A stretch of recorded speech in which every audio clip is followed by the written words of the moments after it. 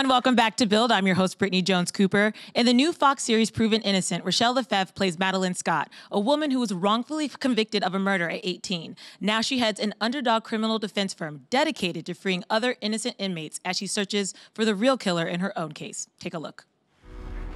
How could you get her to reject the plea?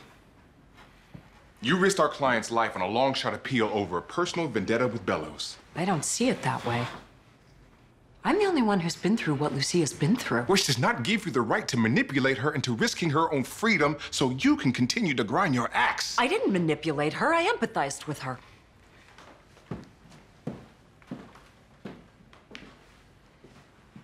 In prison, no one is spitting at Lucia. You want her to go back to all that? Who's gonna hire a woman who murdered her own child? Who will love that woman? No one. Because that is the world that is waiting for her. If she accepts a plea that admits any wrongdoing, that's the life sentence that terrifies me. She'll be free. Isn't that the entire point of this firm? Lucia's not fighting for her freedom, and neither am I. She's fighting for her innocence. And so are we. Put your hands together for Rachelle Lefevre. How you doing today? Hello, I'm good. Have you been living in Chicago to shoot this? Is it much? Yeah, a little 6 warmer months. It is warmer here in New Slightly. York than it is in Chicago. No, it's considerably warmer. we had polar vortex on the regular in Chicago. I was gonna say, what was that like working? Because I know when you have to like move somewhere really, you kind of have to become a Chicagoan for a little bit and live that life.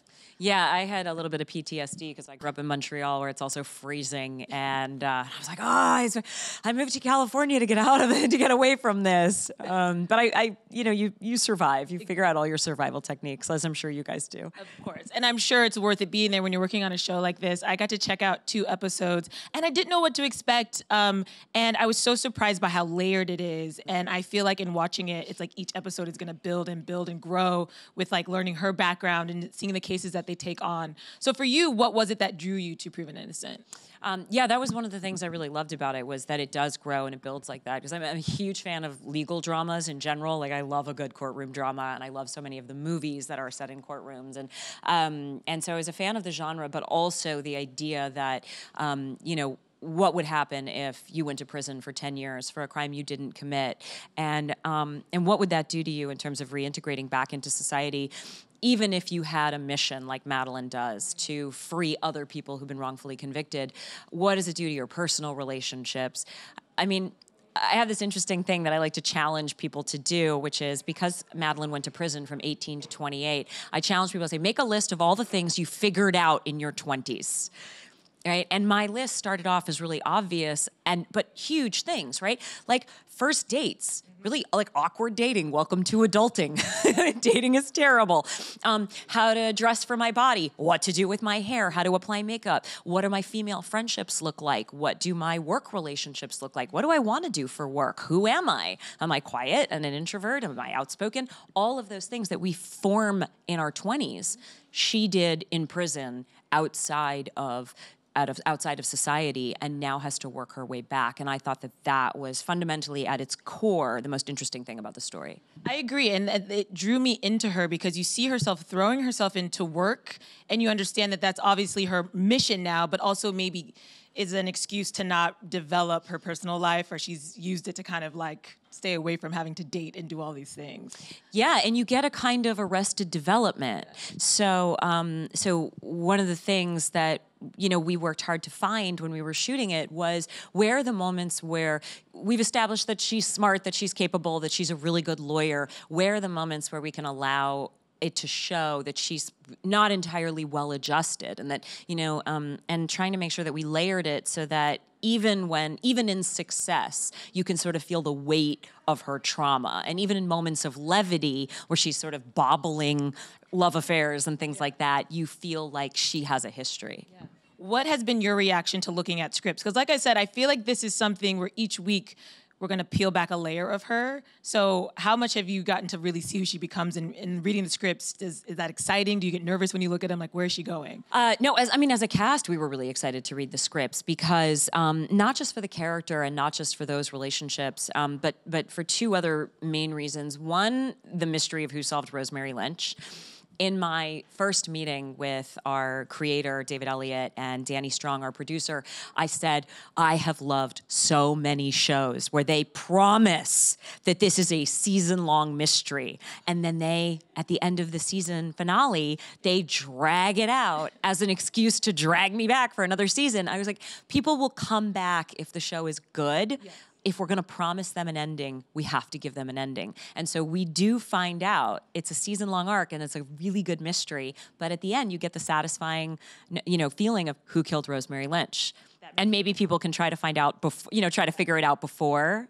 So you get the payoff, which I love. I have my own theories, but I'll wait and see. I won't okay, well, you'll tell me. Yeah, I have my own theories. But like you said, if the other part of the show holds up, then the people will come back, and it does because I'm really familiar with the Innocence Project, right? And this is essentially sort of the Innocence Project. It is. Right? It's like loosely based on the work of the Innocence Project, which is the second thing that really drew me to the project, which is the case of the week format allows us to tackle individual stories once a week, and they are, I'm sort of reluctant to say ripped from the headlines because maybe one or two of them are more current. But for the most part, they're all loosely based on things that have actually happened. And we have met exonerees.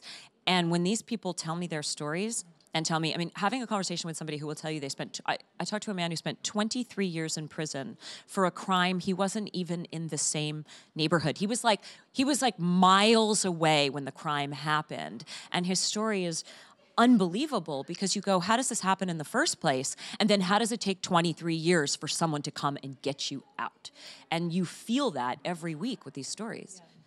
With that said, what kind of prep did you do personally? You said you met with some exonerees. Did you meet with lawyers who work for the Innocence Project? What kind of prep did you do to sort of get inside the head? Yeah, I didn't have a ton of time, so I sort of broke it up into little sections. So Nikki James, who you talked to, I love Nikki, plays our true crime podcaster, sort of like a serial type thing. And I think I'm the only person on the planet who hadn't binged listened to the Serial podcast. I know. And so that was the first thing I did was like that component of the show. If we have a true crime podcast, I should know what all the fuss is about. And then became completely obsessed with that and the idea of that sort of deep dive. And then I watched shows like MSNBC has the show on Saturday nights called Lockup, Life in Prison. And it's unbelievable. It's just like gritty documentary, and they follow these people around prison and they interview them.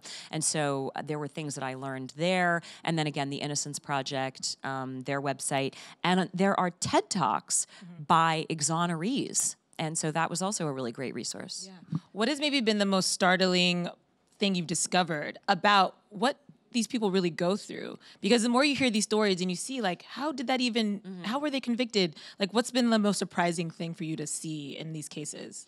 I guess the most surprising thing was the idea that it's so funny. It sounds like a terrifying news headline, like it could happen to you, what's in your tap water, that sort of. But I really did start to get this this like chest tightening because there is no common denominator. That was the main thing when I was looking at this. And a lot of what I feel like a lot of the very important conversations that we have now about criminal justice reform and about, in social justice and activism, there always seems to be a common denominator in certain areas of the criminal justice system. And this is one area where there isn't. These are people, the exonerees, have nothing in common. Yeah. It's everything from, housewives to underage people who are mentally handicapped, to people who are extremely intelligent and high functioning, of all religions, race, gender, sexual orientation. There really is not one defining factor that makes you more susceptible.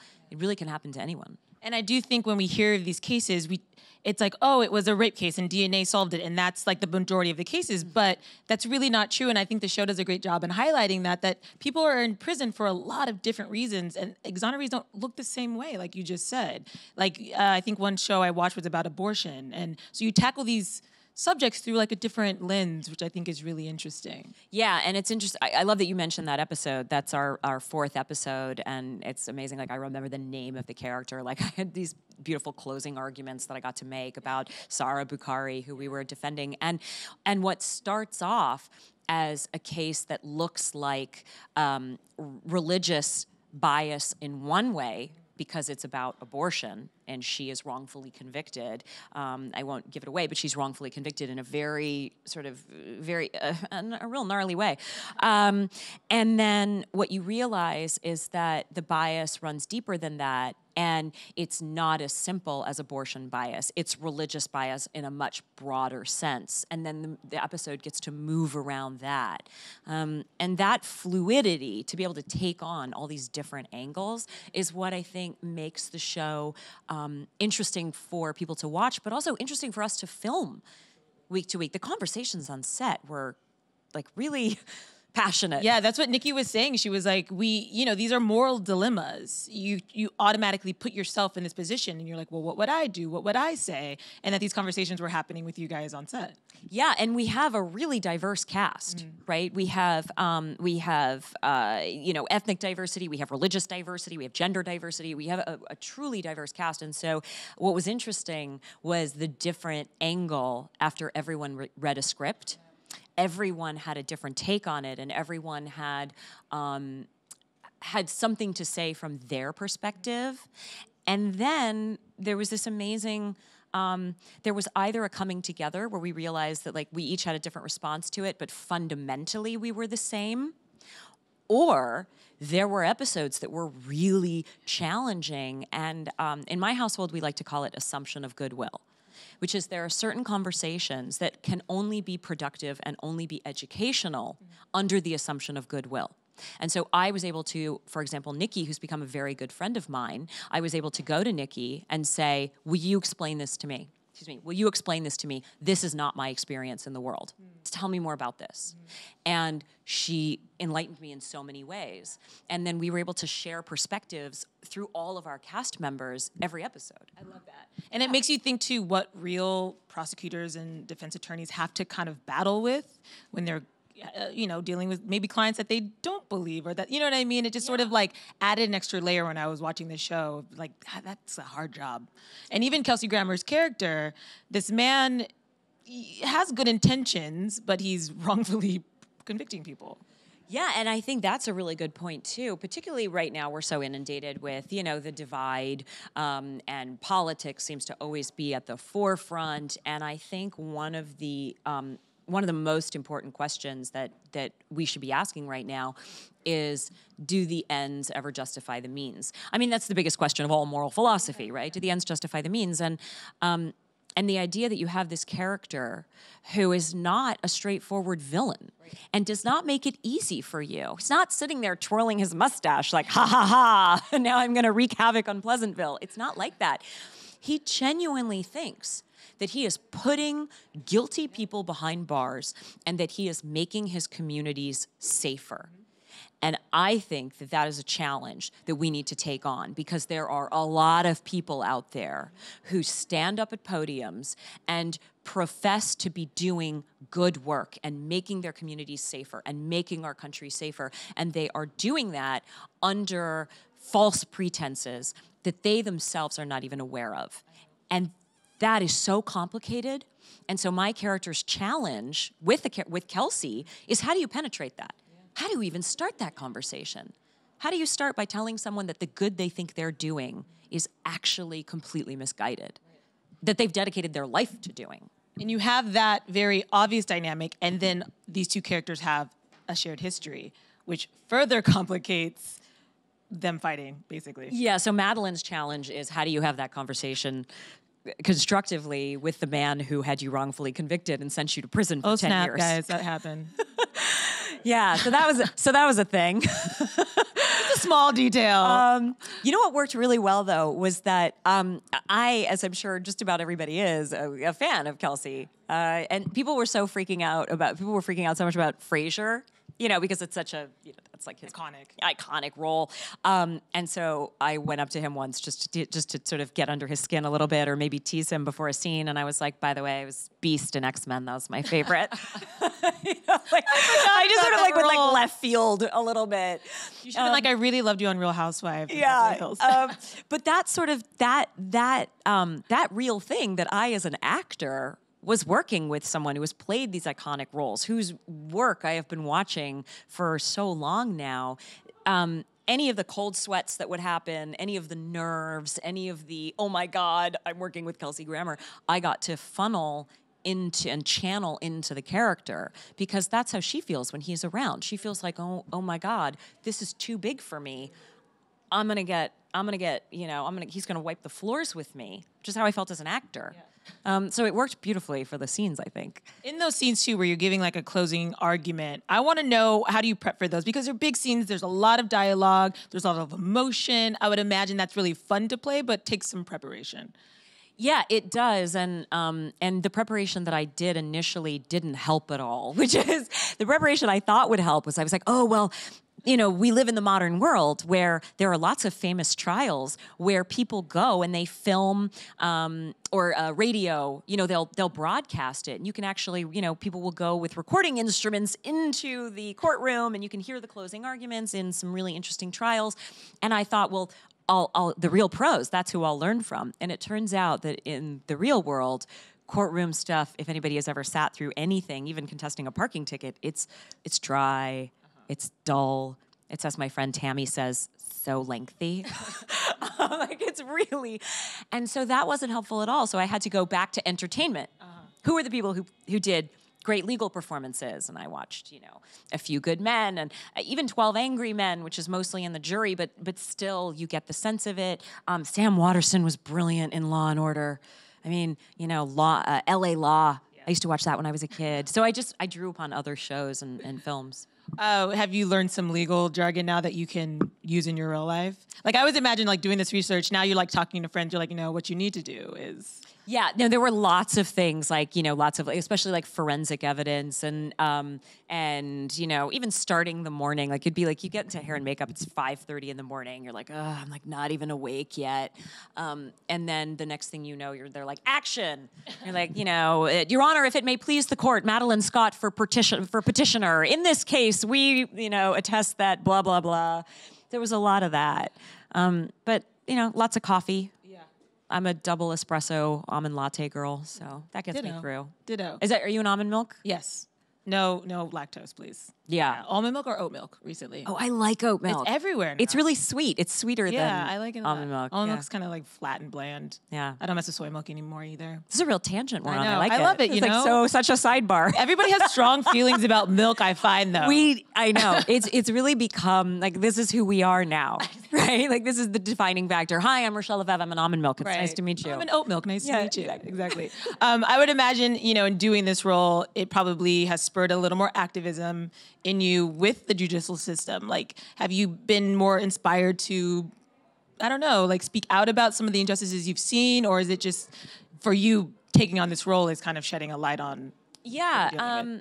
Well, one of the things that it did was I've always felt a little bit self-conscious about the mix of, celebrity to whatever extent I may qualify for that. But that any kind of a microphone combined with being an advocate for social justice and trying to raise awareness about something, because I think that I think it's a big responsibility, but I also try to be careful that I don't fancy myself like a change maker, and that I remember that I'm just one person, and that was something that I struggled with, and then especially with something like Serial. With the social media side of our show, with our show having a podcast, using what we call, the hive mind, I developed a real appreciation for the change that each individual person, no matter who they are, no matter what their background or what their role is in society, the change that they can make simply by now having this voice. Mm-hmm. Where you can tell your friends, your family, your extended family, and anybody who follows you that you can raise awareness that way. I didn't appreciate how powerful that was, like on a personal level. Yeah. What made you realize that? When I was listening to Serial, I mean, I've seen it in action many, many times, but when I was listening to Serial, I was about to do this show and I was late because everybody had listened to it like a year prior. And so I was in my hotel room while we were filming the pilot, listening to it and then went online to research, like when it ended, I was like, well, what's happening now? It's been a year, right? And the fact that Adnan Syed had gotten a new trial based on this and based on the fact that he was, I mean, essentially a hashtag can now get someone out of prison. That to me, I get goosebumps. That to me blows my mind. That is how impactful a single voice can be when it calls on other voices to rise up. Yeah, same thing with Making a Murderer. Same thing with Making a Murderer. It's really fascinating. Yeah. I do want to point out that I have gone through your social media and I see that you are a really outspoken advocate for adoption, which I think is so important and so cool. So can you tell us a little bit about that? Yeah, so adoption is something that has been on my heart since I was a kid. My mother was a psychologist and used to help with kids who were in juvenile facilities and talked a lot about the foster care system and the ways in which it really held people back in their lives and really created a lot of challenges going forward. And my friend Hank started this charity called adopttogether.org. It's a nonprofit where people who consider adopting, who cannot afford it, because a lot of the time it's cost prohibitive, can create a profile, and people who believe in adoption but maybe can't themselves bring a child into their home can support other people by paying their adoption fees. And so far, the website, adopttogether.org, has put, I think, 4,500 children into permanent families, into homes, and it really, and so it works. It's unbelievable. That is so amazing. I have a few, applause for that. Yeah. I have a few friends who have looked into adoption and they didn't proceed because it was just too expensive, and with things, other procedures and things, insurance will help pay, but adoption is usually something you have to figure out on your own. So yeah, and not everybody can. There are lots of reasons why not everyone can adopt out of the foster care system. There's a lot of bureaucracy in place, and I know it's designed to protect the children, but it does create a lot of complications for families that would otherwise adopt out of foster care, which does not incur fees. And so a lot of people then look to private adoption, which is fine because there's 19 million orphans in the world, right. And so it doesn't matter. As far as I'm concerned, it doesn't matter where you get a child from. It's just if there's a child without a home and you have a home, that should be the simplicity of it. Like, just give a child a home and take them in and look after them. And so this facilitates that and eliminates a lot of the massive impediment, which is that 80% of the people who don't adopt do so because they can't afford it. And it's literally fixing the problem. Yeah. So they get all my advocacy now. I think it's so cool, honestly, to see crowdfunding being used for something like this. I think it's such a cool and important use. So I just wanted to talk about that really quick. Thank you. I really appreciate you giving that a moment. Of course, it's I think such it's an amazing important. Cause. Yeah. Before we go, though, I know our audience, that we have a question out here somewhere. Hi, Rachelle. Hi. When I was watching the promo for Proven Innocent, Amanda Knox came to mind. Sure. So does she inform anything about your performance as Madeline or at all? Yes, I watched the Netflix documentary about her and watched a lot of the news coverage and went back and looked at, what had happened to her. And my character is not based on her, based on the idea of what happens in that mechanism. But I definitely thought about her a lot, mainly just in terms of empathizing in a new way. I'd never really, we read about people and we read about their stories, but maybe we read about it and we think about it for a moment, or it stays with us for the day and then we move on. And that, I just kept revisiting that and just thinking how horrific that would be, to be not just falsely imprisoned, but then a prisoner in your own life, and had a lot of empathy for her. Yeah. And then especially after you've been cleared, people still think you're guilty, which is something that your character has to deal with as well, which would be so frustrating. Right, and I mean that's also a comment on something that we really need to investigate as human beings, right? The idea that we don't allow people, like we talk about rehabilitation as a concept, we don't allow people to move on. We don't ever allow people to be innocent ever again. we allow them to be something else, but never free of the guilt. And so we imprison people, and then even when we let them out, we hold them in that space. And that is something that I, again, never took a deep dive into.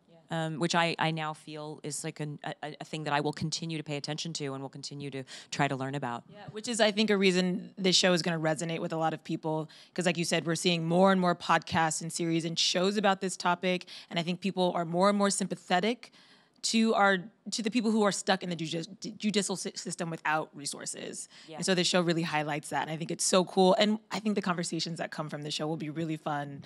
Like, I'm excited to watch social media as the show's going on and like seeing people engage. I hope so. That's my favorite part of it. I hope there's like really healthy debating, and I hope that people enjoy it, and I hope they're entertained, but I hope they're also stimulated and uncomfortable and challenged. Oh, definitely. They will be. I know I was. It made me think a lot. And if you guys want to catch Proven Innocent, you can check it out this Friday, February 15th at 9/8 Central on Fox. Give it up for Rachelle Lefevre. Thank you very much. Thank you.